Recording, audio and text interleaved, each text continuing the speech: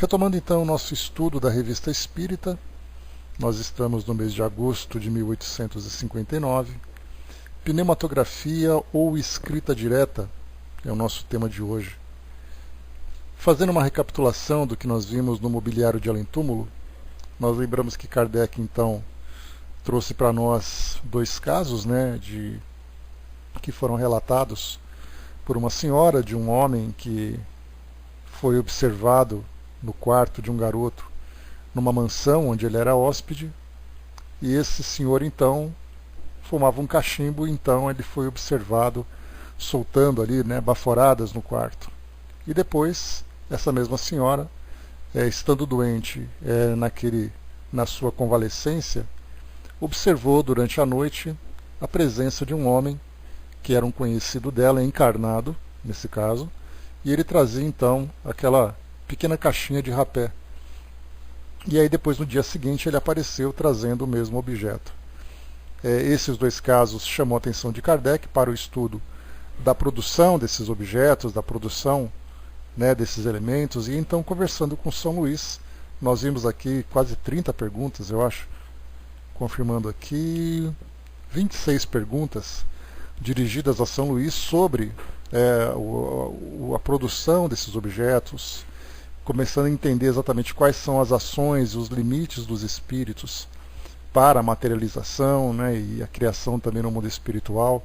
Lembrando que todo esse conteúdo desse artigo ele foi levado depois para o livro dos médiuns, lá no capítulo número 8, no Laboratório do Mundo Invisível.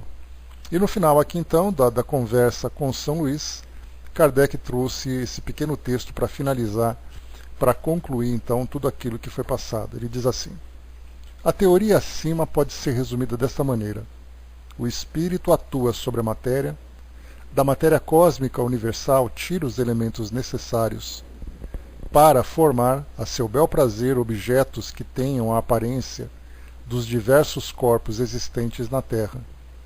Pode, igualmente, pela ação de sua vontade, operar na matéria elementar uma transformação íntima que lhe confira determinadas propriedades. Esta faculdade é inerente à natureza do espírito, que muitas vezes a exerce de modo intuitivo, quando necessário, sem disso se aperceber. Então nós já vimos aqui também que o espírito acaba criando esses objetos, acaba moldando o seu perispírito sem que ele tenha conhecimento disso. Ele simplesmente faz de um modo intuitivo, pela fixação do seu pensamento, pelo impulso das suas emoções, das suas necessidades. Os objetos que o espírito forma têm existência temporária, subordinada à sua vontade ou a uma necessidade que ele experimenta. Pode fazê-los e desfazê-los livremente. Em certos casos, esses objetos, aos olhos de pessoas vivas, podem apresentar todas as aparências da realidade, isto é, tornarem-se momentaneamente visíveis e até mesmo tangíveis.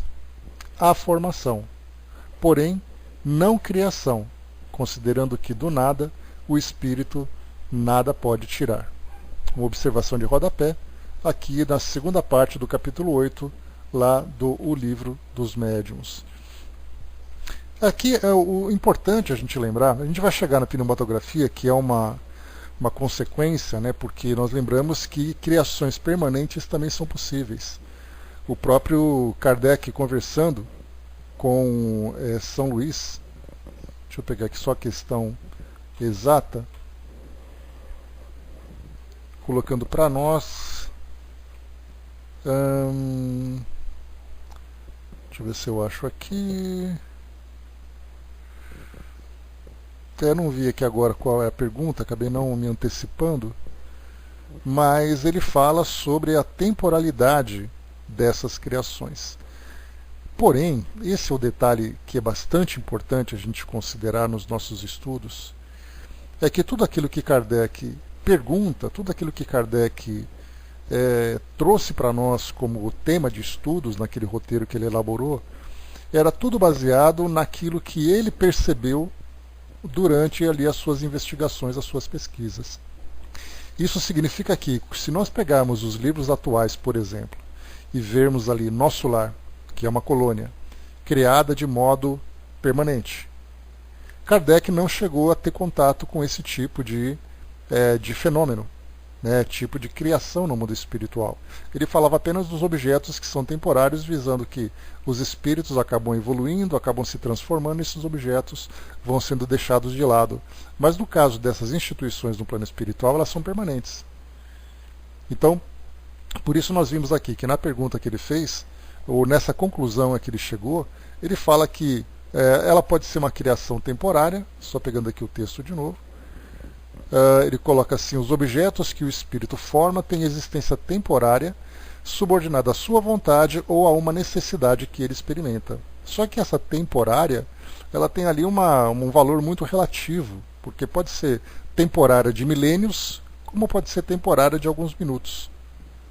E as inteligências que são capazes de produzir esses objetos, essas estruturas do plano espiritual, elas alcançam dimensões que nós sequer imaginamos existir, já que tudo que nós compreendemos são os espíritos que de alguma forma têm contato aqui conosco, né? Ou já viveram aqui no nosso mundo, ou continuam interferindo aqui no nosso mundo. Mas e se nós falarmos, por exemplo, das inteligências que alcançam dimensões de galáxias, e não apenas uma dimensão planetária?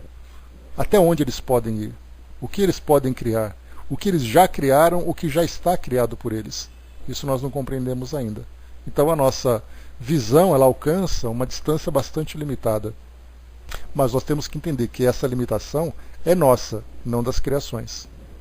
O Flávio coloca, né, esse item, vontade ou necessidade. Necessidade pode ser de longo prazo ou tempo, né, exatamente. Né, então, para esquentar a cuca, né, tirar nosso lar, quando acabar o umbral, a partir daí não seria mais necessário, né? Aí vão ser cidades em locais de vibração mais alta, né? Ou podemos até, né, Flávio, falar sobre essas criações nesses mundos mais elevados. Por exemplo, né, o que será que existe de criação numa colônia de espíritos puros, como no caso de Jesus e outros espíritos desse quilate? Ou então desses espíritos, né, que alcançam essas dimensões de galáxias. O que será que existe pelo mundo afora que nós ainda não imaginamos? É aquela história da formiguinha que vive ali embaixo daquela folha, sem sequer imaginar aquilo que existe nos confins do universo, porque o seu mundo é apenas ali o seu mundo restrito à sua necessidade, à sua sobrevivência. Então, certamente nós temos ainda muito, mas muito que compreender. Mas o mais importante disso tudo não é aquilo que nós não conhecemos, é nós reconhecermos que ainda existe muito para aprender. Como eu falei para vocês, né, num dos nossos estudos, aliás, eu falei isso domingo passado, no estudo lá da história do Espiritismo, aquilo que nós conhecemos é uma pequena parte comparado com aquilo tudo que tem ainda que ser conhecido, que se tem para conhecer. Então somos nós que temos a pretensão de achar que o nosso conhecimento é muito amplo. Na verdade, nós temos ainda um conhecimento muito pequeno, né? Flávio lembrou ali, né, da história do peixinho vermelho, né? Não lembro da história, Flávio, mas imagino que seja alguma coisa relacionada com o aquário, né, vivendo preso num aquário ali. Mas depois você conta essa história para nós. Mas então, é essa visão que a gente tem que ter. Quando se fala então, mais uma vez para a gente lembrar, sobre criações, sabe que eu não lembro, Flávio? Acho que eu fico em estado de transe quando eu faço estudo, porque quando eu volto ao normal, tudo acaba fugindo da minha mente aqui. Depois a gente lembra. Ah, é verdade, né? O peixe que saiu do poço e conheceu o mar. Né? É a história do Nemo, né? Para facilitar a nossa história, né? Vivia ali naquele pedacinho, de repente conheceu ali os grandes oceanos, né? E depois voltou contando histórias. Verdade, eu lembro dela. Mas enfim, aqui então, quando se fala sobre criações temporárias e criações permanentes, nós vamos entrar então aqui, bom dia Didman, nós vamos entrar então aqui num tema agora, num artigo, que fala de criações que podem ser permanentes. É o caso, por exemplo, de uma carta que vem do plano espiritual e se materializa pelo processo, né, o texto se materializa numa folha em branco, pelo processo da pneumatografia ou da escrita direta, e ele fica permanentemente guardado. Não é um tipo de texto que com o tempo desaparece. É como se fosse uma tinta de caneta, né, uma tinta que nós usamos ali para fazer a nossa escrita, para preencher um documento, alguma coisa, e ele fica de forma permanente. Então é nisso que nós vamos aqui focar nesse instante. Bom dia, Osmar. Vamos lá então.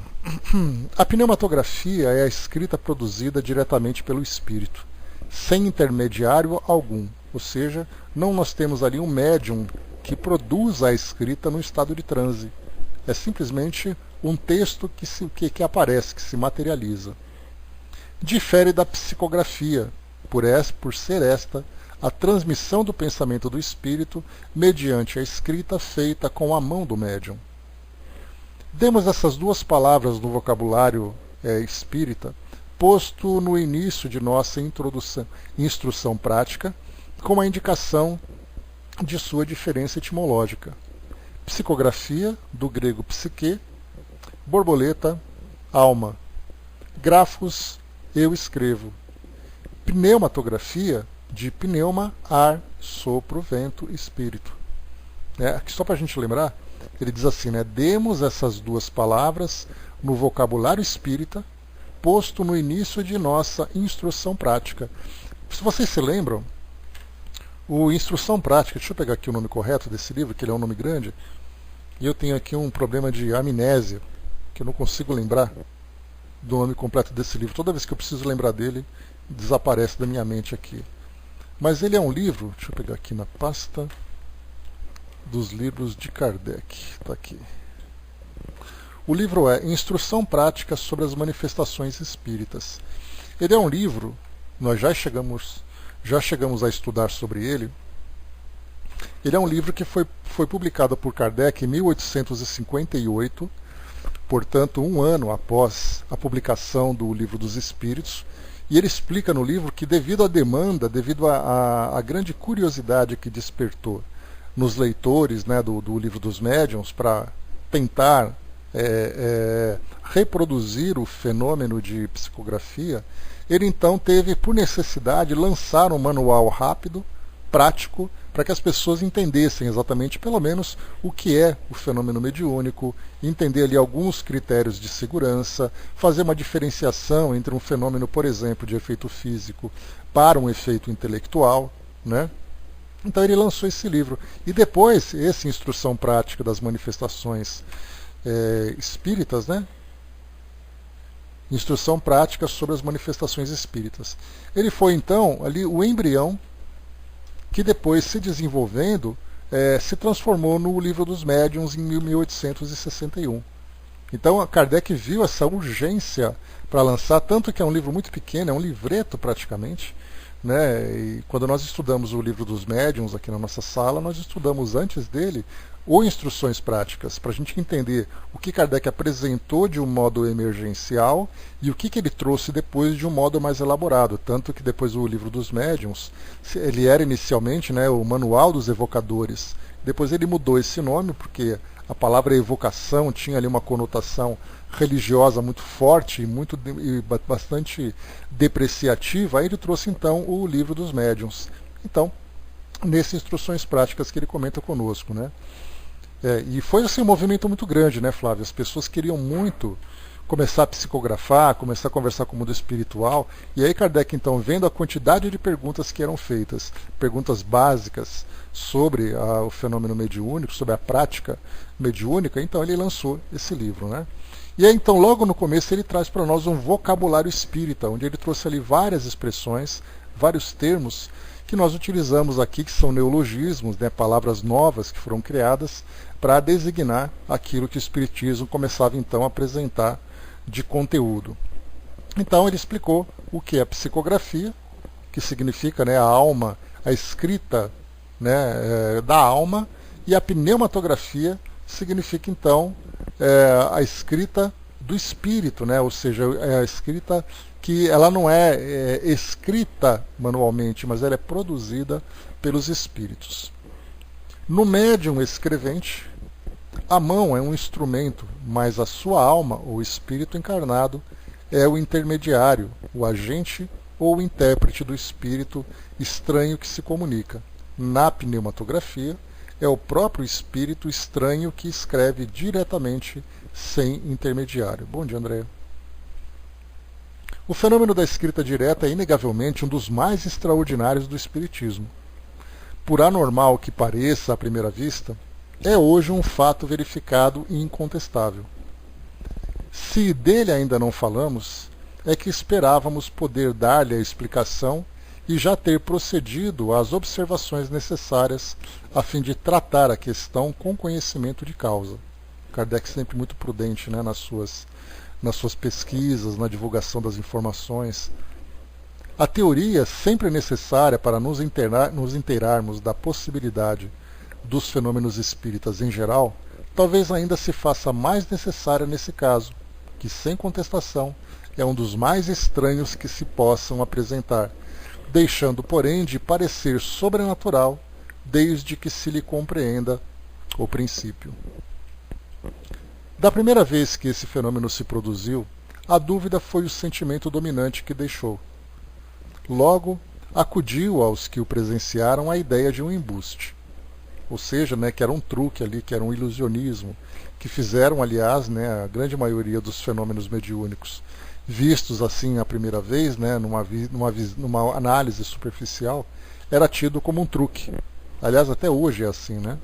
Muita gente fala de truque para entretenimento, um truque sendo uma farsa para poder enganar as pessoas, para que ele possa se beneficiar de alguma forma, né? Então até hoje isso acaba sendo infelizmente uma realidade, e é por isso que o Espiritismo tem todos os critérios de segurança para poder avaliar a legitimidade do fenômeno.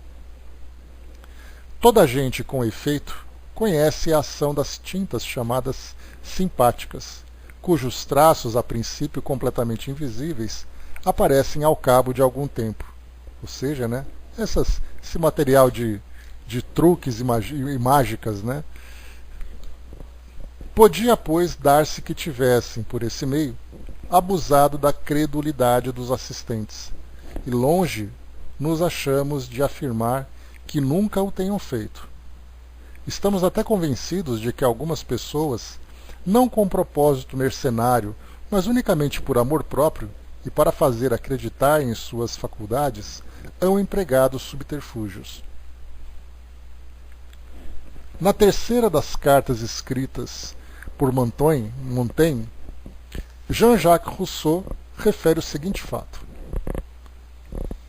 Antes o Flávio colocou, já brinquei muito de escrever usando sumo de casca de limão, né? Tinha que passar uma vela acesa por trás para a escrita aparecer, né? Pois é, para os desavisados, né, Flávio, você é um mago. Então diz aqui para nós cartas escritas de Montaigne para Rousseau.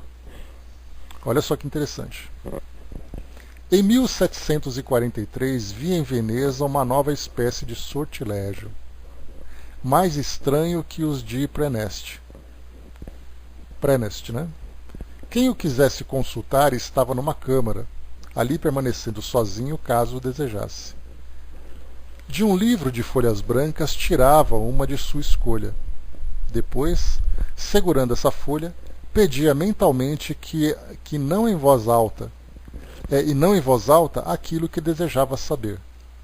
Em seguida, dobrava a folha branca, depositava-a num envelope, lacrava-o e o colocava, assim fechado, dentro de um livro.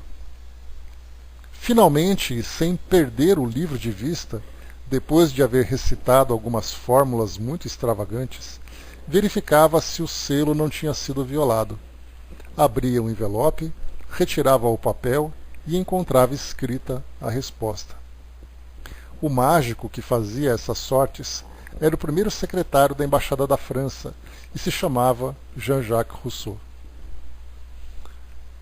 Artigo de Kardec agora. Aqui Kardec de novo. Duvidamos que Rousseau tenha conhecido a escrita direta, pois, do contrário, teria sabido outras coisas relativas às manifestações espíritas, e não teria tratado do assunto com tanta leviandade. Como ele próprio reconheceu quando o interrogamos sobre esse fato, é provável que utilizasse um processo que aprendera de um charlatão italiano. Entretanto, do fato de se poder imitar uma coisa, fora absurdo concluir-se pela sua inexistência. Nesses últimos tempos, não se há encontrado meio de imitar a lucidez sonambúlica, a ponto de causar ilusão? Mas por que esse processo de saltimbanco se tenha exibido em todas as feiras, dever-se-á concluir que não há verdadeiros sonâmbulos? Por que certos comerciantes vendem vinho falsificado? Não há razão para que não haja vinho puro? O mesmo sucede com a escrita direta. Bem simples e fáceis eram, aliás, as precauções a serem tomadas para garantir a realidade do fato. E graças a essas preocupações, hoje ele já não pode constituir objeto da mais ligeira dúvida. Então aqui o que Kardec coloca é o fato de você ter um médium falso que fica por aí, fazendo os seus espetáculos, fica ali conquistando, os seus ingênuos adeptos, seus ingênuos seguidores, não significa que nós não tenhamos médiuns legítimos. O fato de um médium simular conversar com o espírito para poder vender o seu livro, para poder pagar ingresso, essas coisas todas, não significa que médiuns de fato não falem com espíritos. Aliás, a gente lembra sempre que a vida imita a arte, mas a arte também imita a vida. Então, na verdade, esses shows, esses espetáculos que são criados por esses supostos médiuns, vêm exatamente de inspiração dos fenômenos legítimos. Não é o contrário, ele não cria uma fantasia e depois os espíritos imitam, eles fazem exatamente o contrário. Alguém falava com o espírito de verdade e ele achava que poderia também se beneficiar desse mesmo espetáculo e criava ali todas as suas artimanhas, Então, na verdade, esse comportamento desses farsantes acaba sendo então um reflexo daquilo que os espíritos de fato produzem. Considerando-se que a possibilidade de escrever sem intermediário representa um dos atributos do espírito. Uma vez que os espíritos sempre existiram, desde todos os tempos, e que desde todos os tempos se hão produzido os diversos fenômenos que conhecemos, o da escrita direta igualmente se há de ter operado na antiguidade, tanto quanto nos dias atuais. Observação curiosa de Kardec, porque muitos fenômenos mediúnicos que nós presenciamos hoje dá a impressão de que é tudo coisa nova, tudo novidade. Mas, na verdade, isso faz parte das capacidades e potencialidades dos espíritos que podem criar produzir esses fenômenos desde os tempos mais antigos.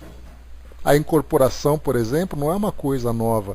A psicografia não chegou simplesmente porque Kardec começou estudando o Livro dos Médiuns, ou antes dele, aqueles primeiros precursores que começaram a escrever aqueles cadernos que deram origem a muitas perguntas do Livro dos Espíritos, psicografavam as instruções dos espíritos e tudo mais, não significa que a psicografia começou naquele momento. Então a cura é a mesma coisa. A cura é a mesma coisa, a cura espiritual é algo que acontecia já descrita nos evangelhos. Então, desde o Antigo Testamento, nós temos também outros relatos de fenômenos que vêm se produzindo durante o tempo, e não é algo novo. Deste modo, é que se pode explicar o aparecimento das 3 palavras célebres na sala de festim de Baltazar. Então, lembra que o festim de Baltazar ele foi ali um texto descrito no Antigo Testamento, se não me engano, que mostra a aparição daquelas 3 palavras num tecido, se não me engano, num objeto qualquer que acabou se tornando considerado como sendo um milagre, mas na verdade era ali a materialização. A Idade Média, tão fecunda em prodígios ocultos, mas que eram abafados por meio de fogueiras, também deve ter conhecido a escrita direta. Igualmente é possível que na teoria das modificações, porque podem os espíritos fazer passar a matéria, teoria que desenvolvemos em nosso artigo anterior, se encontre o fundamento da crença da transmutação dos metais. É um ponto que abordaremos qualquer dia. Então Kardec coloca aqui que na Idade Média, os prodígios ocultos, mas que eram abafados por meio de fogueiras, ou seja, a Inquisição. A Inquisição que acabava abafando, limitando as manifestações, a perseguição feroz da igreja naquela época. Um de nossos assinantes ultimamente nos dizia que um de seus tios, cônego, ou seja, ele era sacerdote religioso, que durante muitos anos havia sido missionário no Paraguai, obtinha por volta do ano de 1800 a escrita direta, juntamente com seu amigo, o célebre Abade Faria. Seu processo, que nosso assinante jamais chegou a conhecer bem, e que de alguma sorte surpreendera casualmente, consistia numa série de anéis pendurados, aos quais eram adaptados lápis dispostos em posição vertical, cujas pontas apoiavam-se no papel. Esse processo refletia a infância da arte. Depois progredimos. Então, não sei se vocês entenderam, né, mas amarrava ali o lápis na parte de cima dele, deixava ele pendurado com as pontas ali apoiadas do papel, e aí então vinha o texto. Ali, nesse caso, nós vemos ali um fenômeno de efeito físico, né? Deixa eu ver aqui. Todavia, quaisquer que tenham sido os resultados obtidos em diversas épocas, só depois de vulgarizadas, as manifestações espíritas foi que se tomou a sério a questão da escrita direta. Ao que parece, o primeiro a torná-la conhecida, nesses últimos anos, em Paris, foi o barão de Gundentumbeck, que publicou sobre o assunto uma obra muito interessante com grande número de facsímiles das escritas que obteve. Aqui temos uma nota de rodapé, número 20. La réalité des espírites et leurs manifestações demonstrando pelo barão de Gundentumbeck. Aqui, né, Kardec coloca, encontra-se também nas casas de Tentu e tal, uma pequena propaganda que é colocada para nós aqui, que é um livro, né, que diz assim, a realidade, traduzindo aqui do francês, não que eu seja fluente em francês, mas que é fácil de traduzir, a realidade dos espíritos e as suas manifestações demonstradas pelo fenômeno da escrita direta. Né? Então seria isso que ele coloca para nós aqui. O fenômeno já era conhecido na América havia algum tempo. A posição social do Sr. Gundentumbeck, sua independência, a consideração de que goza nas mais elevadas rodas, incontestavelmente afastam toda suspeita de fraude intencional, porquanto não havia nenhum motivo de interesse a que ele obedecesse. Quando muito, o que se poderia supor é que fora vítima de alguma ilusão.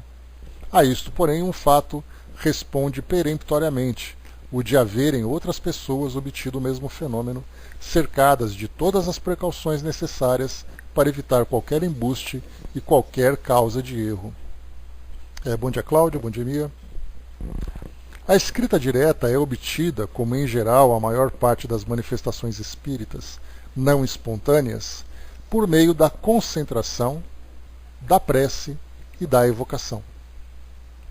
Então, como em geral a maior parte das manifestações espíritas não espontâneas, ou seja, não são os espíritos que simplesmente aparecem escrevendo alguma coisa, são mensagens que são provocadas pelos encarnados, fazendo ali uma evocação durante uma reunião. Tem se produzido em igrejas, sobre túmulos, no pedestal de estátuas ou imagens de personagens evocadas. Evidentemente, o local não exerce nenhuma outra influência, além da de facultar maior recolhimento espiritual e maior concentração dos pensamentos, porquanto provado está que o fenômeno se obtém igualmente sem esses acessórios e nos lugares mais comuns, sobre um simples móvel caseiro, desde que os que desejam obtê-lo se achem nas devidas condições morais e, entre esses, se encontrem quem possua a necessária faculdade mediúnica. Nesse caso, né, ser capaz de oferecer ali fluidos aos espíritos, o ectoplasma, para que o fenômeno aconteça. Algo importante aqui nessa colocação, só abrindo um parêntese para mudar um pouquinho aqui de assunto, depois nós voltamos para esse caso, nós temos aqui, evidentemente, o local não exerce nenhuma influência, além da de facultar maior recolhimento espiritual e maior concentração dos pensamentos. Isso significa que, quando nós falamos sobre pessoas que visitam cemitérios, que gostam de levar flores ali para os seus familiares desencarnados, aqueles que gostam de ir a igrejas fazerem suas preces e tudo mais. Isso mostra que esses locais facultam maior recolhimento espiritual e maior concentração dos pensamentos. Então, para muitas pessoas, essa presença nesses locais acaba então fazendo com que eles se, vamos dizer assim, envie pensamentos muito mais fortalecidos e potencializados pelo fato do ambiente proporcionar tudo isso. Então não é simplesmente aquela ideia, né, de ser inútil frequentar esses locais, que muitas vezes acaba tendo essa crítica, principalmente em épocas de datas religiosas, né, como aconteceu em novembro, no dia de finados. Muitas pessoas vão até os cemitérios, aquela coisa toda, e aí todo mundo fica criticando, né, que coisa mais inútil e tal. Cada um sabe exatamente a forma como estabelecer essa conexão.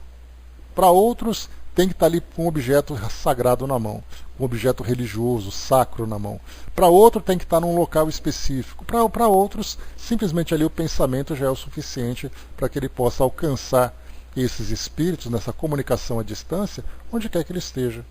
Então é importante essa colocação de Kardec para falar sobre o fenômeno, porque isso também trata de uma questão da nossa vida cotidiana, principalmente nessa relação com o mundo espiritual, nesses períodos, né, com essa ideia religiosa que acaba se difundindo nessas datas especiais. E continua. Tá. Julgou-se a princípio ser preciso colocar aqui ou ali um lápis com o papel. O fato, então, podia, até certo ponto, explicar-se. É sabido que os espíritos produzem o movimento e a deslocação de objetos, que algumas vezes os tornam e atiram longe. Bem, podiam, pois, tomar também o lápis e servir-se dele para traçar letras, visto que o impulsionam, utilizando-se da mão do médium, de uma prancheta, etc., podiam, do mesmo modo, impulsioná-lo diretamente. Não tardou, porém, se reconhecesse que o lápis era dispensável, que bastava um pedaço de papel, dobrado ou não, para que, ao cabo de alguns minutos, se achassem nele grafadas as letras. Aqui, o fenômeno já muda completamente de aspecto e nos transporta a uma ordem inteiramente nova de coisas. As letras hão de ter sido traçadas com uma substância qualquer. Ora, sendo certo que ninguém forneceu ao espírito essa substância, segue-se que ele próprio a compôs. De onde tirou? Esse é o problema. Aqui nós começamos então a análise do fenômeno propriamente dito, porque Kardec coloca, né? Bom dia, mami. Só um instantinho.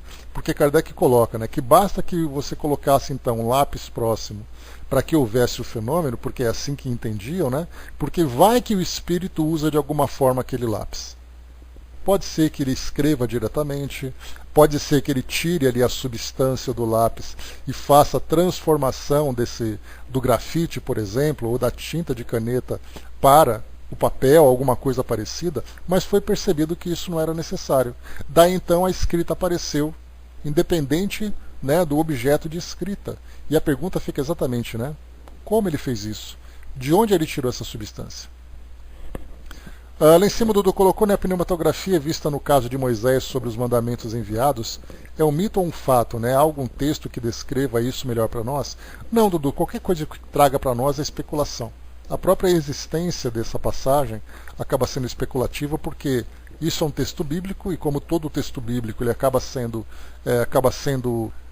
exagerado, acaba sendo fantasioso, acaba sendo interpretado, e não se tem também essas tábuas. Né, a gente lembra que a história conta que essas tábuas foram guardadas na Arca da Aliança e o único que encontrou essa Arca da Aliança foi Indiana Jones. Né? Então, fora isso, ninguém sabe nada. Né? Então, tudo é especulativo. Mas, supondo que, importante a gente pensar assim, supondo que esse fenômeno tenha sido verdadeiro, que aquele fato tenha sido verdadeiro, a psicografia, a pneumatografia poderia explicar tudo isso. Mas a gente vê assim no meio religioso, principalmente evangélico, eu já vi algumas gravuras a esse respeito, em que Moisés, assim, aquele desenho bem dramático, né? Moisés segurando as duas tábuas e vem um raio do céu escrevendo todos aqueles textos em hebraico. né? Então, não, Mia, ele não usou textos bíblicos. O que Kardec utilizou foram os ensinamentos morais, né, que foram colocados nesses textos. Agora, sim, o que a gente coloca desses textos bíblicos do Antigo Testamento, por exemplo, são fatos, são relatos, são locais, são personagens, e Kardec trouxe para nós, na introdução do Evangelho segundo o Espiritismo, que o único conteúdo que seria aproveitado dos Evangelhos seriam os ensinamentos morais de Jesus. Somente isso. Tá? Então, nesse caso, a gente não leva em consideração, por exemplo, esses fatos do passado, porque do contrário você teria que levar em consideração Adão e Eva, né? Tirou da Bíblia, mas da parte dos Evangelhos e apenas da parte moral dos Evangelhos. Então a gente lembra sempre que não é simplesmente pegar a Bíblia, ele fez ali uma seleção muito cuidadosa, muito criteriosa, apenas para tirar essa parte moral. Tá? O Kardec escreveu sobre isso na introdução do Evangelho mesmo. Pode até discordar, mas está lá escrito por Kardec. Tá? Então é ele que colocou isso, não sou eu que estou dizendo para você. Porque o restante da Bíblia ele acaba sendo muito polêmico, porque são histórias que são contadas, são mitologia da cultura hebraica, são aspectos históricos que são relatados. Então Kardec disse, para evitar esse tipo de polêmica, apenas os ensinamentos de Jesus do Novo Testamento é aquilo que é considerado na sua parte moral. Porque até mesmo na parte histórica Kardec não considerou. Dá uma chegadinha depois lá na introdução, né? Dá uma chegadinha lá e lê direitinho, Mia, você vai compreender um pouquinho o que Kardec colocou. Tá? Aí dá para entender melhor como é que ele fez a separação daquilo que é relatado na Bíblia para aquilo que é apenas a essência moral dos ensinamentos de Jesus. Tá? Fica mais fácil assim para poder compreender um pouco melhor. E continua aqui para nós o texto. Vamos lá, deixa eu ver aqui. Tá. Então, de onde tirou? Esse é o problema. O general russo, conde de B, mostrou-nos uma estrofe de 10 versos alemães, obtida dessa maneira por intermédio da irmã do barão de Gultenstube, simplesmente colocando uma folha de papel, arrancada de sua própria caderneta, debaixo do pedestal do relógio da chaminé. Tendo-a retirado ao cabo de alguns minutos, nela encontrou versos em caracteres tipográficos alemães, muito finos e de perfeita pureza. Através de um médium psicógrafo, o espírito lhe disse que queimasse esse papel. Como hesitasse, lamentando sacrificar um espécimen tão precioso, o espírito acrescentou: nada temais, dar-te-ei um outro. Com essa garantia, lançou o papel ao fogo, depois colocou uma segunda folha igualmente tirada de sua caderneta, sobre a qual os versos se achavam reproduzidos, exatamente da mesma maneira. Foi essa segunda edição que vimos e examinamos com o maior cuidado, e, coisa bizarra, os caracteres apresentavam um relevo, como se estivessem saído do prelo. Não é, pois, apenas o lápis que os espíritos podem fazer, mas a tinta e os caracteres de imprensa. Ou seja, né, quando ele coloca um certo relevo, é porque depois que sai ali da prensa, né, da gráfica, a tinta acumulada ali onde os tipos são impressos, acabam ficando ali com uma pequena elevação. Então isso foi produzido também.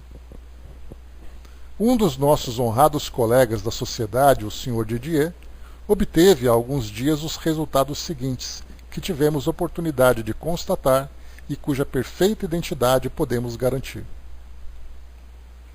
Tendo ido à igreja de Nossa Senhora das Vitórias, com a senhora Rouet, que há pouco obteve sucesso em experiências desse gênero, tomou uma folha de papel de carta com o timbre de sua casa comercial, dobrou-a em 4 e a colocou sobre os degraus de um altar, rogando em nome de Deus que um espírito bom se dignasse escrever alguma coisa. Ao cabo de 10 minutos de recolhimento, encontrou no interior e numa das partes dobradas da folha a palavra fé, e num dos outros cantos a palavra Deus. A seguir, tendo pedido ao espírito que dissesse quem havia escrito aquilo, recolocou o papel no mesmo lugar e após 10 minutos encontrou essas palavras: por Fénelon. Então nós percebemos que os espíritos estão sempre dispostos a fazer ali, a mostrar a sua presença, a interagir aqui conosco, né? O detalhe é que com que propósito nós fazemos isso, né? E também qual o nosso grau de fé e reconhecimento na existência do mundo espiritual nós então oferecemos aos espíritos. Qual é o grau da nossa crença? E também, né, depois com toda essa transformação do pensamento religioso aqui no nosso país pela influência da igreja, pela restrição com o impedimento da comunicação com o mundo espiritual, tanto da Igreja Católica, que é dominante aqui no nosso país, como das igrejas evangélicas também, esses fenômenos, quando então acontecem, acabam tendo ali o rótulo de milagre. Algo milagroso aconteceu, miraculoso aconteceu. Só que nós lembramos que isso é um fenômeno natural, que os espíritos sempre estiveram dispostos a isso. Basta nós percebermos que a doutrina espírita não é privilegiada como as comunicações do mundo espiritual, né? Então, obrigado, embaixador. Então não é um privilégio da doutrina espírita, é que a doutrina tem essa comunicação como parte, né, da sua base da filosofia, a comunicação com o mundo espiritual. Então bastaria apenas que nós nos abríssemos a essa possibilidade, que esses fenômenos se tornariam algo natural aqui para todos nós. E continuando aqui o texto. 8 dias mais tarde, em 12 de junho, quis repetir a experiência e dirigiu-se ao Louvre, a casa Coisevox, situada sob o pavilhão do relógio. Sob a base do busto de Bossuet, pôs uma folha de papel, dobrada como a primeira, mas nada obteve. Um menino de 5 anos o acompanhava e seu boné foi deixado no pedestal da estátua de Luís XIV, que se encontrava a alguns passos da primeira. Julgando que a experiência houvesse falhado, já se dispunha a sair. Ao pegar o boné, percebeu embaixo deste, como se fora escrito a lápis, sobre o mármore, a expressão "Amai a Deus", seguida da letra B. O primeiro pensamento que veio à mente dos assistentes foi o de que tais palavras poderiam ter sido escritas anteriormente por mãos estranhas, que não foram percebidas. Entretanto, quiseram tentar a prova novamente, recolocando a folha dobrada em cima dessas palavras, cobrindo-as com o boné. Decorridos alguns minutos, perceberam que a folha continha 3 letras, A, I e M. Repuseram o papel e pediram fossem os escritos completados e obtiveram "Amai a Deus". Isto é, aquilo que fora escrito no mármore, menos o B. Ficava assim evidente que as primeiras letras traçadas resultavam da escrita direta. Ressaltava ainda esse fato curioso. As letras foram grafadas sucessivamente e não de uma vez. Quando da primeira inspeção, não houvera tempo de concluir as palavras. Saindo do Louvre, o Sr. D. dirigiu-se à igreja de Saint-Germain de Lacroix,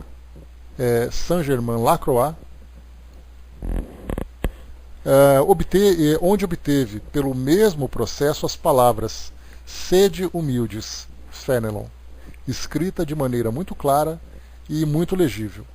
Essas palavras ainda podem ser vistas no mármore da estátua a que nos referimos, né? Olha só, então quem estiver na França, lá no Louvre, lembrar dessa estátua, dá uma chegadinha lá para ver se por acaso tem alguma coisa escrita.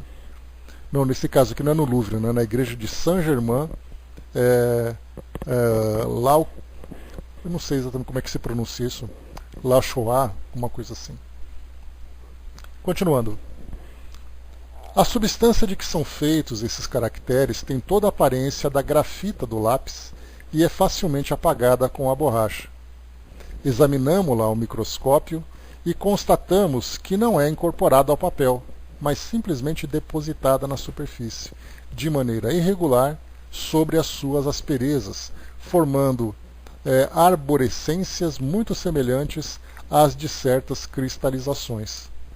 Então, curioso aqui que Kardec agora ele fez uma análise, né, microscópica desse processo. Ele percebeu que não havia o atrito do grafite como acontece quando você escreve com lápis, mas que esse material foi depositado naquelas asperezas da folha. Então, assim, arborescências muito semelhantes a de certas cristalizações. A parte apagada pela borracha deixa à mostra as camadas de matéria negra introduzida nas pequenas cavidades das rugosidades do papel. Destacadas e retiradas com cuidado, essas camadas são a própria matéria que se produz durante a operação. Lamentamos que a pequena quantidade recolhida não nos tenha permitido fazer a sua análise química, mas não perdemos a esperança de o conseguir um dia. Olha só que bacana. Kardec, então, ele apagou aquele material, recolheu aquilo que foi apagado para fazer uma análise química, para entender exatamente o que acontece, para entender exatamente qual a natureza daquele material. Porque se for grafite, vai ser fácil perceber a grande quantidade de carbono que tem ali. Mas nesse caso, qual é exatamente a natureza química desse material? Como não conseguiu fazer pela pequena quantidade que foi retirada, então ele não perde aqui a esperança para fazer essa nova experiência. O Flávio coloca ali para nós o princípio da eletrostática, né? Os espíritos indicaram para produzir as máquinas Xerox na eletrostática, né? Pois é. A minha colocou, né? Milagre não existe, né? Todo dia eu transformo água em vinho, multiplico pães e tal, ressuscito mortos, né? Sim, nessa parte, né? Fenômenos naturais, né? O embaixador colocou, né? Falando em Xerox, tá, beleza. André colocou, imagina Kardec com todas as possibilidades de hoje, né?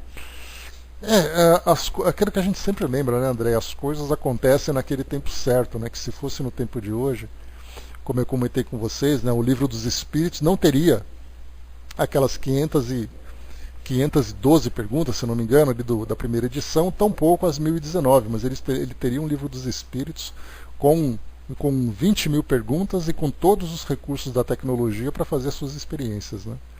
Então, infelizmente, mas nós estamos aqui, o detalhe é esse, né? Kardec teve a sua época, teve ali o seu momento, aproveitou o momento específico para fazer esse trabalho de fundamentação da doutrina espírita, e nós aqui hoje temos a possibilidade de dar continuidade àquilo que Kardec fez, mas nós ficamos dependentes do material que ele trouxe para nós do século XIX.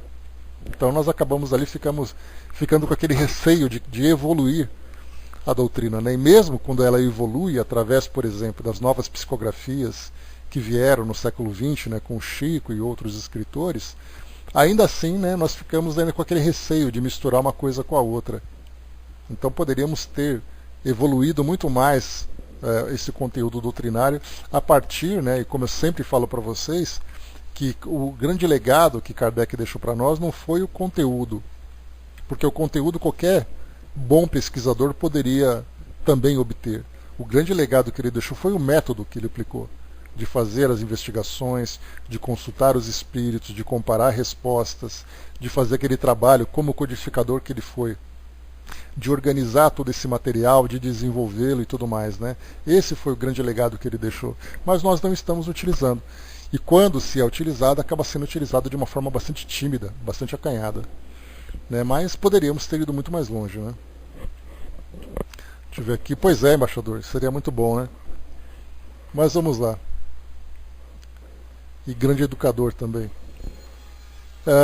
Diz aqui para nós, então, quem quiser reportar-se às explicações que foram dadas em nosso artigo anterior, encontrará completa a teoria do fenômeno. Para escrever dessa maneira, o espírito não se serve das nossas substâncias, nem dos nossos instrumentos. Ele próprio fabrica a matéria e os instrumentos de que há mister, tirando para isso os materiais preciosos do elemento primitivo universal que, pela ação de sua vontade, sofre as modificações necessárias à produção do efeito desejado. Possível lhe é, portanto, fabricar tanto o lápis vermelho, a tinta de imprimir, a tinta comum, como o lápis preto ou até caracteres tipográficos bastante resistentes para darem relevo à escrita. Tal resultado a que nos conduziu o fenômeno da tabaqueira, descrito em nosso número anterior, e sobre o qual nos estendemos longamente, porque nele percebemos a oportunidade para perscrutarmos uma das importantes leis do Espiritismo, lei cujo conhecimento pode esclarecer mais de um mistério, mesmo do mundo invisível. Ou seja, né, estudando aquela pequena tabaqueira, né, e a gente vê que a perspicácia de Kardec, quando ele então analisava as situações que apareciam, lembrando que ele lia jornais, ele lia obituários, ele acompanhava as publicações tanto da França como também de outros países, até mesmo em outros continentes, ele lia tudo com muito detalhe e com muito cuidado. E para cada situação que poderia surgir como origem de uma investigação, ele fazia. Então, para alguém que via ali um espírito do nada aparecendo para você, o espírito veio, você olhou e ele foi embora. E aí então a história veio, contou, ele falou, opa, peraí que tem alguma coisa diferente ali. É o que todo mundo vê, por exemplo, um espírito que apareceu numa casa abandonada, né, como diz popularmente, uma casa mal assombrada, né, como se houvesse uma casa bem assombrada. Mas numa casa assombrada aparece um espírito arrastando uma corrente. Kardec certamente olharia e falaria assim, peraí, de onde ele tirou essa corrente? O fantasma ali é o de menos. Mas a pergunta é, de onde apareceu aquela corrente? Como ela é produzida? Ela é de verdade ou ela é de mentira? E aí então viria na mesma linha de investigação que acabou surgindo por causa dessa tabaqueira. Então, quando ele fala aqui para nós, essa lei do Espiritismo, cujo conhecimento pode esclarecer mais de um mistério, mesmo do mundo invisível, ele fala também sobre esses produtos que os espíritos criam. Então, aquilo que pode ser materializado aqui no mundo físico, como aquilo que pode ser produzido como uma reprodução de um objeto que nós temos aqui no mundo físico que os espíritos também usam. É o caso, por exemplo, algo muito simples, um espírito que aparece com roupa. O que é muito natural, o que é muito óbvio, o que é muito comum, mas a pergunta é, de onde apareceu essa roupa? Algo que nós podemos entender. Lá para 1917, se eu não me engano, quando nós tivemos ali o fenômeno da aparição de Maria, de Nossa Senhora de Lourdes, lá em Portugal. Foi Lourdes, né? Acho que foi Lourdes, ou é Fátima. Lá em Portugal, vocês sabem qual é a história, né, dos 3 pastores, aquela coisa toda. Quando ela apareceu sobre aquele arbustos e os 3 pastores então viram, aqueles 3 pastores em Fátima, né, obrigado. Então, é que Lourdes também tem ali um grande, né, um centro de peregrinação também lá. Mas em Fátima, então, quando apareceu Maria, Nossa Senhora, sobre aquele arbusto, nós poderíamos perguntar, mas espera aí, aquele manto que ela está usando, de onde surgiu? Porque a aparição do espírito é algo normal, mas a roupa que ela está usando, ali com a diadema que ela usava, com o manto e tudo mais, essas análises que vão surgindo, para esse olhar bastante curioso de Kardec, é que nos permite ter essa investigação, ter essa compreensão do mundo espiritual. Por isso, então, ele coloca, né, o mistério mesmo do mundo invisível. Assim é que de um fato aparentemente vulgar pode sair à luz. Olha só, então, um fato aparentemente vulgar, mesmo que tenha esse valor religioso, como foi o caso da aparição, nós veremos ali então que o que é vulgar acaba se tornando algo que pode tirar dali grandes esclarecimentos. Sempre aparições, né? Nossa Senhora de Lourdes é uma das invocações marianas atribuídas à Virgem Maria, que surgiu com base nos relatos das aparições que foram presenciadas em Santa Bernadette Soubirous, numa gruta de Lourdes, na França, né? Então, Lourdes é na França. O que tem ali em Portugal? É que meu primo foi para lá, ele viajou, ele compareceu ali numa procissão que teve numa das cidades que tem ali. Talvez tenha sido Fátima mesmo. Isso em 1846, né? Beleza. Tudo está em observar com cuidado, e isso todos podem fazer como nós, desde que se não limitem a observar efeitos sem lhes procurarem as causas. Olha só que lição que Kardec nos traz aqui sobre o método que a doutrina espírita se desenvolveu e despertando em nós esse espírito de curiosidade, sem desvalorizar o fenômeno. Importante isso, porque muitas vezes o que nós encontramos, por exemplo, na doutrina espírita, são estudiosos muito mais preocupados em estudar o Livro dos Médiuns do que o Evangelho segundo o Espiritismo. em estudar o Livro dos Espíritos do que estudar o Evangelho segundo o Espiritismo.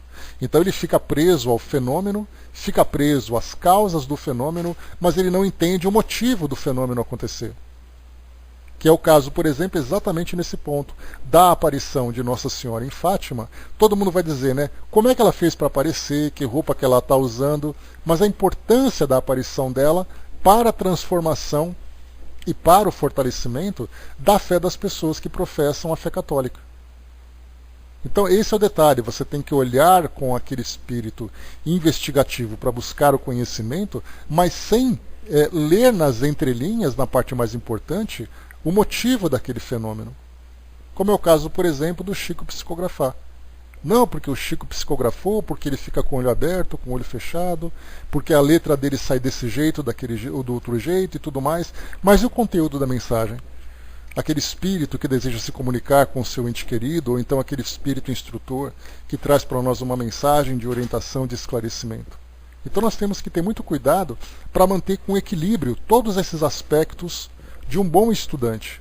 Estudarmos o fenômeno, estudarmos as personalidades que se comunicam, mas aprender com aquilo que eles transmitem para nós. Aí então a gente sai daquele aspecto filosófico, do aspecto científico e também do aspecto moral. Aí então, mantendo esse equilíbrio, nós temos ali certamente, né, o caminho necessário para que a gente possa absorver tudo aquilo que a doutrina espírita pode nos passar. Bom dia, Fatival.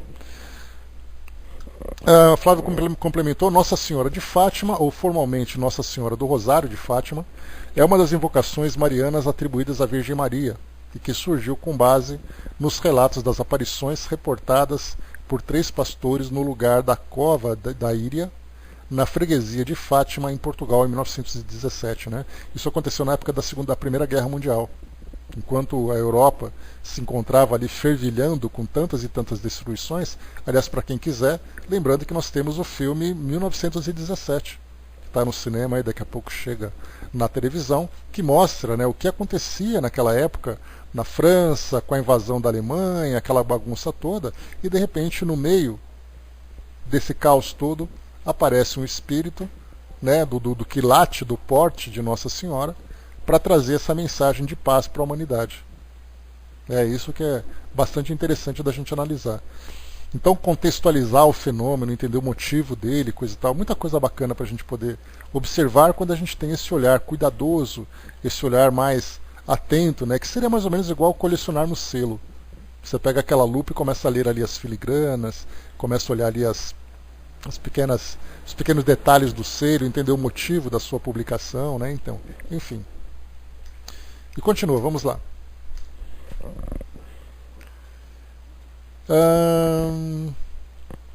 Se a nossa fé se fortalece dia a dia, é porque compreendemos.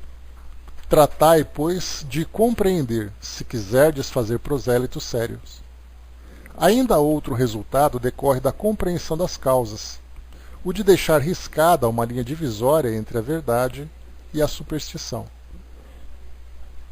Considerando a escrita direta do ponto de vista das vantagens que possa oferecer, diremos que até o presente sua principal utilidade ha consistido na comprovação material de um fato sério, a intervenção de um poder oculto que, nesse fenômeno, tem mais um meio de se manifestar.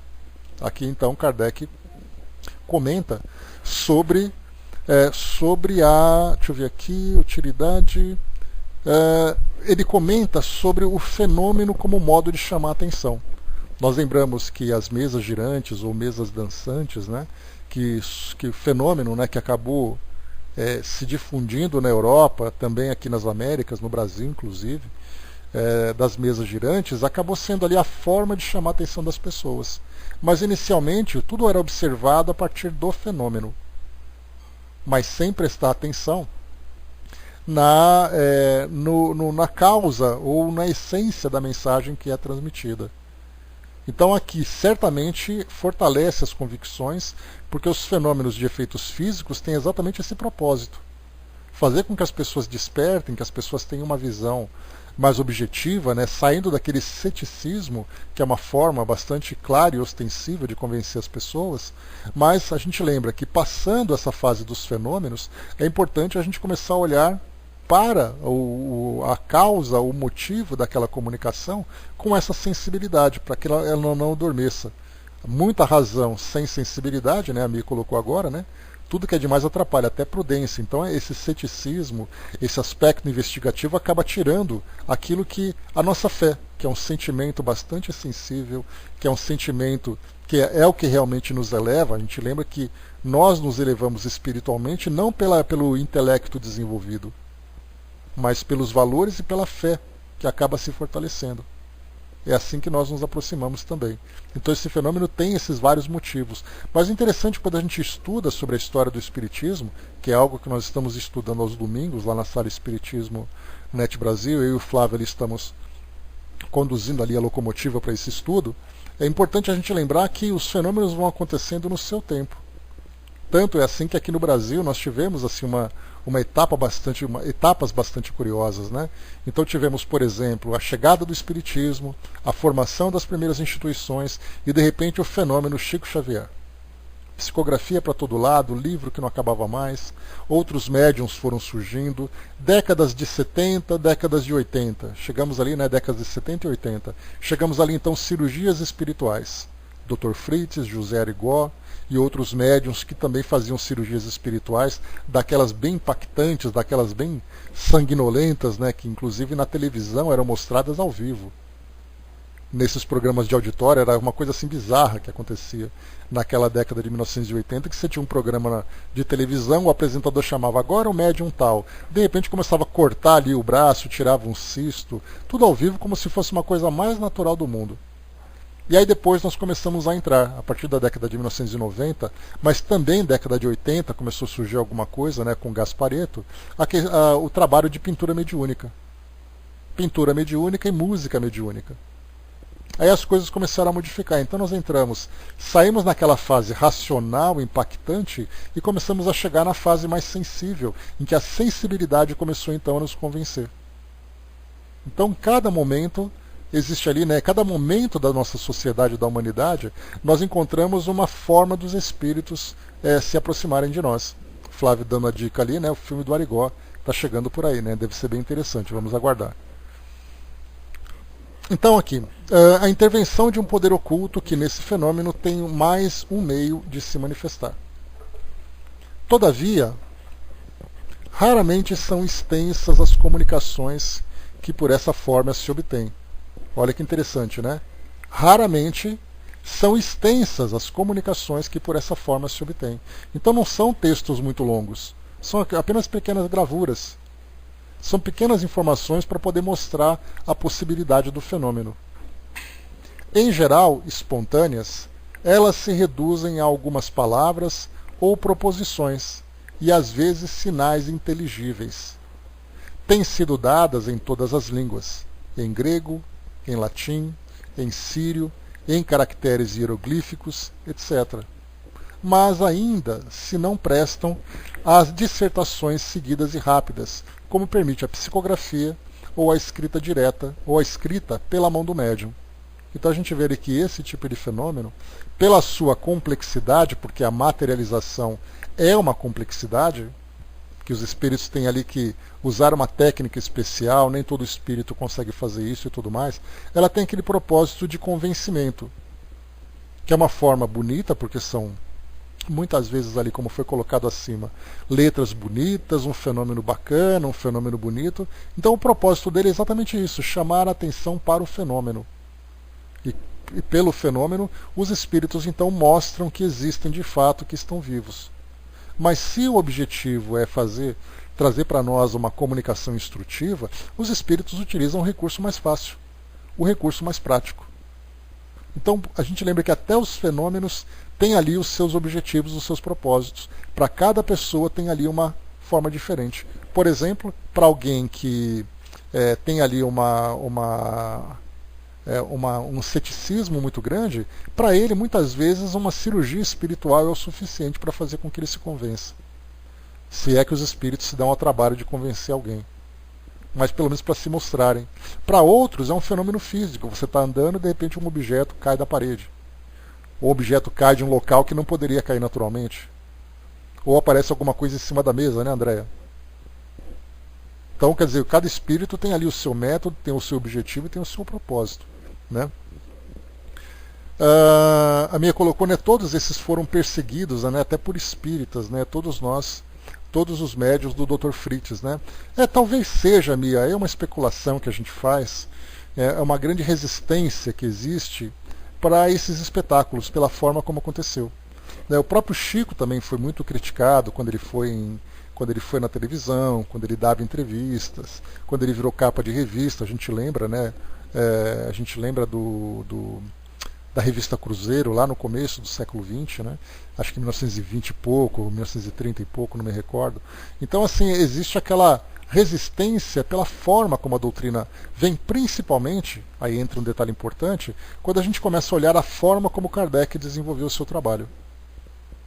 Então ele vai olhar, por exemplo, ali, né, que é aquele trabalho intelectual, feito muito mais intelectual, feito dentro da sociedade, feito de uma forma tranquila, feito de uma forma não chocante. De repente aparecem esses médiums, né, que acabam atacando, né? E o detalhe também importante a gente lembrar é que o fato de um médium realizar um fenômeno não significa necessariamente que ele seja espírita. Basta a gente lembrar o próprio João de Deus, que ele se considerava como um médium espiritualista, a sua instituição era espiritualista.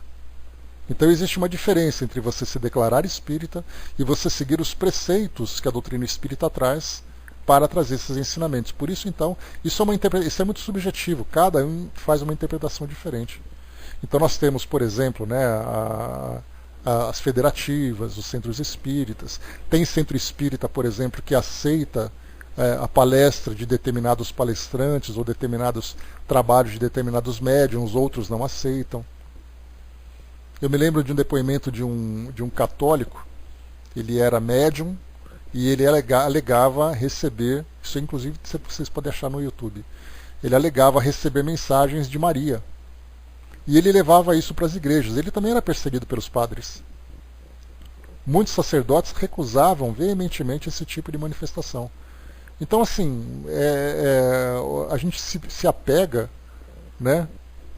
A gente se pega muito mais nas diferenças do que nas semelhanças, aquilo que eu sempre falo para vocês, né? As religiões acabam se distanciando umas das outras, que a gente vê o que tem de diferente uma da outra. E não aquilo que nós temos de semelhança, aquilo que poderia nos aproximar. Então essa parte dos fenômenos acaba sendo realmente bastante delicada, né? Então nós temos hoje médiums que se consideram espíritas, que vão até algumas casas espíritas fazerem ali apresentações das suas faculdades, tem ali também aqueles que vão fazer trabalhos sociais e tudo mais, então nem todo mundo aceita, por isso é muito difícil, né? A Angelina colocou, né, fez uma cirurgia no pulso através do médium Aran, que trabalhava com ele, né, Dr. Fritz, né? Então aquela história, né, Angelina, o fato de nós aceitarmos ou negarmos alguma coisa não impede que os espíritos façam o trabalho que eles têm que fazer. É a mesma coisa que nós quando falamos também que o Dr. Bezerra de Menezes, ele se manifesta em locais que ele quer, não em locais que nós escolhemos. Tanto é assim que nós temos no livro, num dos livros de Manuel Filomeno de Miranda, ele se manifestando no centro de Umbanda, com uma outra personificação, inclusive. Mas nós dizemos, não, né? Eu tenho uma amiga minha que ela faz tratamento na Legião da Boa Vontade aqui em São Paulo. Né, José de Paiva Neto é o presidente e tudo mais, e o Dr. Bezerra de Menezes é o diretor, né, espiritual dos tratamentos médicos que tem lá. Dr. Bezerra de Menezes. Aí nós falamos assim, Dr. Bezerra de Menezes, aquele que se comunica através do Divaldo, se manifestando num lugar ecumênico, cheio de polêmicas e tudo mais, impossível isso. Ou seja, os espíritos fazem o que eles devem fazer, o que eles precisam e querem fazer, e não o que nós escolhemos e que nós determinamos, né? Porque do contrário, se fosse assim, o próprio Jesus seria restrito a algumas instituições, a algumas igrejas, e nós espíritas estaríamos desprovidos do mestre. Porque eles escolheram para eles, são eles que pegaram para eles a personalidade e nós ficamos de fora. Então enquanto nós ficamos brigando aqui, né, uns com os outros, né, com essa alimentando as nossas vaidades, alimentando o nosso ego, os espíritos fazem o seu trabalho para contribuir com o mundo. E felizes daqueles, e nós esperamos pelo menos estar entre eles, que temos essa mente aberta, não apenas a mente aberta, mas principalmente o coração aberto, para vermos que os espíritos estão ajudando qualquer um da forma como eles podem, independente da crença, independente de raça, independente de local. Deixa eu ver mais aqui. A Marião colocou, o Rubens nunca mais ouvi falar dele, né? Ele acabou depois daqueles escândalos todos, né, na década de 1990, ele acabou não sendo mais visto, né? Realmente foi também, inclusive, perseguido não, né? Foi ali julgado pela justiça, etc. Então teve muita coisa ali, né?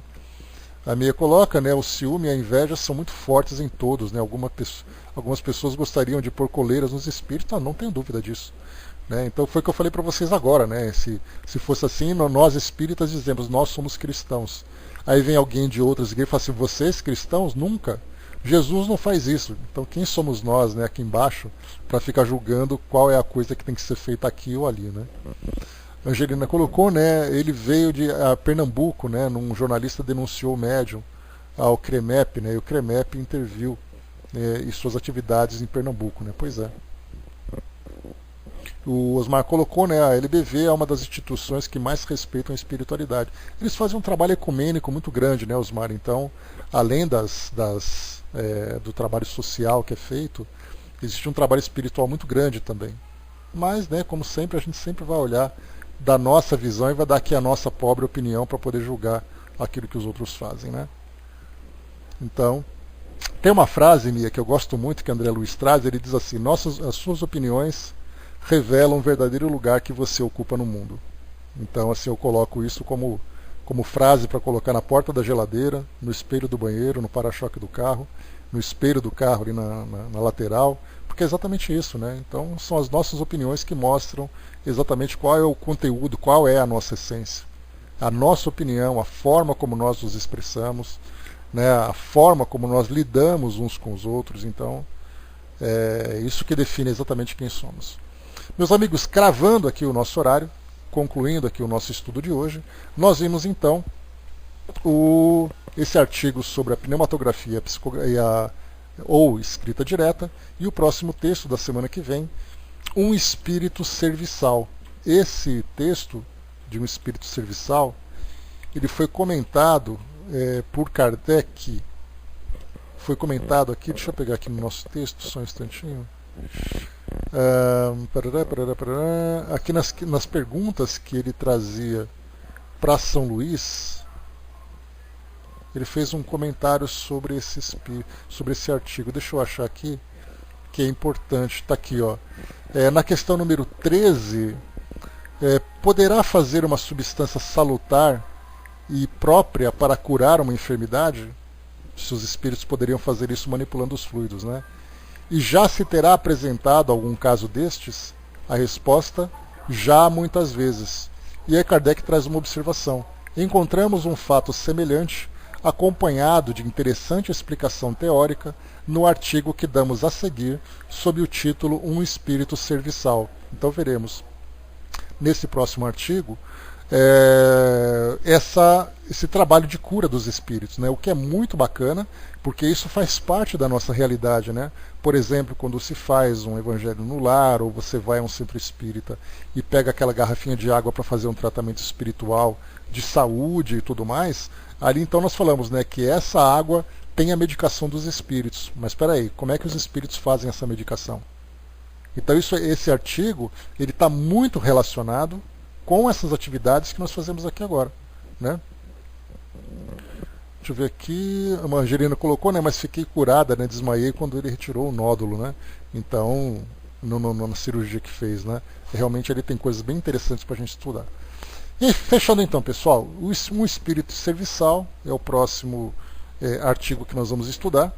Só para lembrar aqui também, né, nós temos como na sequência um espírito serviçal, o guia da senhora Mali, conversas familiares de além-túmulo Voltaire e Frederico, depois boletim da sociedade, finalmente chegou o boletim, e ao senhor L, de Limoges. Né? Então, só para a gente lembrar, esses boletins da Sociedade Parisiense de Estudos Espíritas era ali um relatório, uma pequena ata que Kardec apresentava das atividades na sociedade. Nós chegamos a ver isso há alguns anos, né? Todos os dias de manhã, antes de começar os nossos estudos, eu lia um dos boletins e a gente foi acompanhando o que aconteceu na sociedade naquele dia.